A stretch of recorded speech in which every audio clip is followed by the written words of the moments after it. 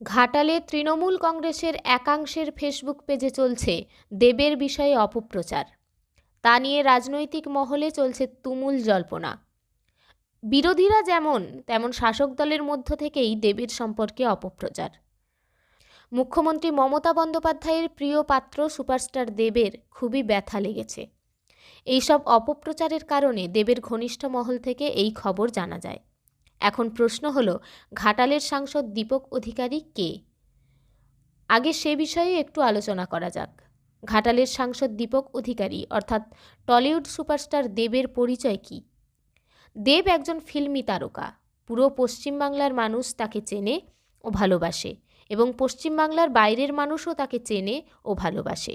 Superstar দেব একজন শান্তিপ্রিয় মানুষ, স্বল্পভাষী মানুষ। ইলেকট্রনিক মিডিয়া হোক, প্রিন্ট মিডিয়া হোক বা আমাদের মতো ডিজিটাল মিডিয়া, কেউ দেবের বিষয়ে বেশি কিছু সমালোচনা করার সুযোগ পায় না। তবে দেবকে রাজনৈতিকভাবে সিবিআই তদন্তে জড়িয়ে দিলেও তারপর সিবিআই ক্লিনচিট দিয়েছে, এটাও সত্য।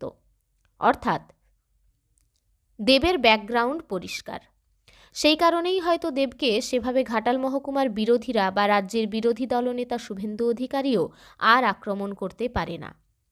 দেব একজন ব্যস্ত তারকা, তা সত্ত্বেও ঘাটালকে যথাসম্ভব সময় দেবার চেষ্টা করে। ঘাটালের সাংসদ দেব গোষ্ঠীদ্বন্দ্ব পছন্দ করে না। সকলকে নিয়ে চলার ইচ্ছা সর্বদাই দেবের। দেবকে রাজনৈতিক যেমন তেমন পশ্চিমবাংলার অরাজনৈতিক মানুষও ভালোবাসে। রাজ্যের মাননীয় মুখ্যমন্ত্রীর কাছেও দেব খুবই প্রিয়পাত্র। ফিল্ম জগতে টলিউডের নাম্বার 1 সুপারস্টার। এখন দেবকে টলিউডের মেরুদণ্ড বলা হয়। এখন প্রশ্ন হলো, তা সত্ত্বেও ঘাটালের তৃণমূল কংগ্রেসের একাংশ কেন ঘৃণা করে? এই প্রশ্ন এখন তৃণমূল কংগ্রেসের রাজনৈতিক মহলে মাথা ব্যথা হয়ে দাঁড়িয়েছে। দুবারের জয়ী সাংসদ তৃতীয়বারেও বিপুল ভোটে জয়লাভ করে ঘাটালের সিট দিদির হাতে তুলে দিয়েছিলেন। তাহলে কেবলমাত্র ঘাটাল বিধানসভার তৃণমূল কংগ্রেসের একাংশ কেন দিদির প্রিয় সাংসদের বিষয়ে অপপ্রচার চালাচ্ছে? এতে তো তৃণমূল কংগ্রেসেরই ক্ষতি হচ্ছে, এমনটাই বলছেন ঘাটাল তৃণমূল কংগ্রেসের বিশিষ্ট রাজনৈতিক মহল। ঘাটাল উৎসব ও শিশু মেলাকে কেন্দ্র করে দেবের সামনেই মারামারি, দেবকে অপমানিত করা। তার সাথে ঘাটাল তৃণমূল কংগ্রেসের একটি গোষ্ঠী তাদের ফেসবুক পেজে দেবের বিষয়ে অপপ্রচার বা অপমানজনক কথা লেখা শুরু করেছে। এটা রাজনৈতিক মহল ভালো চোখে দেখছে না। 2021-এ এই ঘাটাল বিধানসভা অল্প ভোটে তৃণমূল কংগ্রেসের হাতছাড়া হয়েছিল। এখন দেবের বিষয়ে যেভাবে অপপ্রচার চলছে, 2026-এ তাহলে কি হবে? এটাও বড় প্রশ্ন হয়ে উঠছে। এ নিয়ে ঘাটাল বিধানসভার বিভিন্ন স্তরের তৃণমূল নেতারা খুবই চিন্তিত। ব্লক থেকে, জেলা থেকে রাজ্য স্তরে এই রিপোর্ট পৌঁছেছে। তবে এই সমস্যার সমাধানের সিদ্ধান্ত এখনও আসেনি। দর্শক বন্ধুদের আরেকটা কথা জানিয়ে রাখি, এখন দিদির কথা অনুযায়ী একজন দুষ্ট ছেলে, একজন শান্ত ছেলে।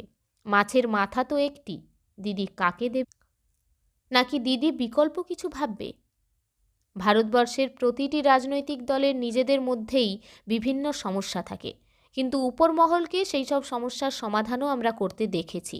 কিন্তু ঘাটাল বিধানসভার বিষয়টা এখনও পর্যন্ত কিছু পজিটিভ দিক দেখা যাচ্ছে না কেন?